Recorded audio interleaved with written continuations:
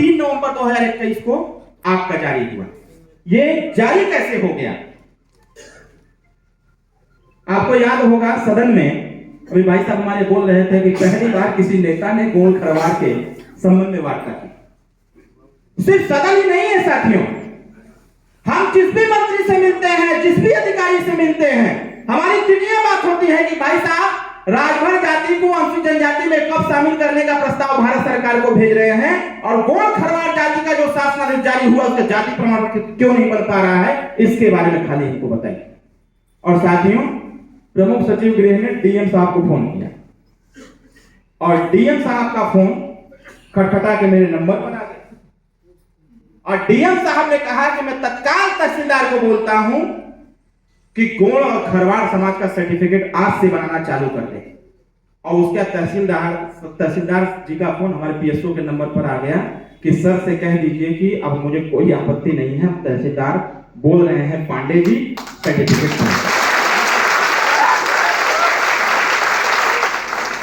ये वोट की राजनीति अलग की बात है।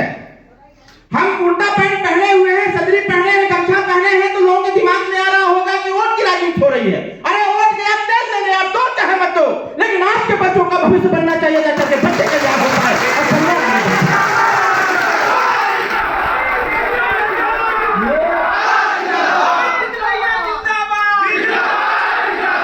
जानते हैं पीड़ा किस बात की है?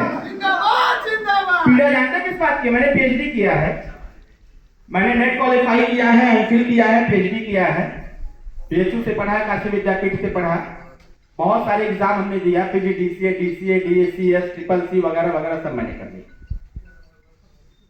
जब मैं ग्रेजुएशन में एडमिशन ले गया तो मेरा भी सर्टिफिकेट नहीं बन पा रहा था।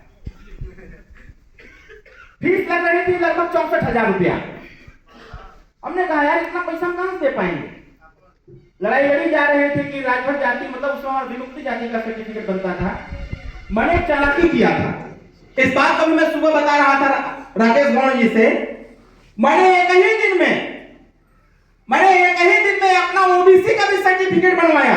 11 बजे जारी हुआ और 3 बजे भी मुक्ति जाति का जारी करा दिया और तुरंत ला करके नेताजी को दिया कि धरना लगवाइए, पिंडरा तहसील पर धरना लगवाइए और बस यहां से यह संदेश दीजिए कि मुझे सरकार यह बताए कि हम ओबीसी में आते हैं कि विमुक्ति जाति में आते हैं। हमने कहा बाबूजी धरना लगवाइए। धरना लग गया, चक्का जाम हुआ, तहसील घेर दिया गया। तहसीलदार महोदय, एसडीएम साहब आए, उन्होंने समस्या क्या है, मैं भाषण दे रहा था, मैंने कहा तहसीलदार साहब, एसडीएम साहब से मुझे यह बता दीजिए कि अरविंद राजभर का जाति प्रमाण कौन सा बनना चाहिए, ओबीसी का बनना चाहिए कि विमुक्ति जाति का बनना चाहिए। उन्होंने कहा मतलब हमके यहाँ के तहसील से आज के 1 हफ्ता पहले ये 2 प्रमाण पत्र जारी हुआ है। अब ये सरकार तय करे कि हम किस डिपार्टमेंट में रहना चाहते हैं और आज ही मुझे इसकी जानकारी चाहिए। पूरे प्रदेश में कहीं नहीं बन पा रहा था और हमने कहा कि सबसे पहले आप मेरे यहाँ पे एक रिजेक्ट करोगे या तो आप घोषणा करोगे कौन सा सर्टिफिकेट बनेगा।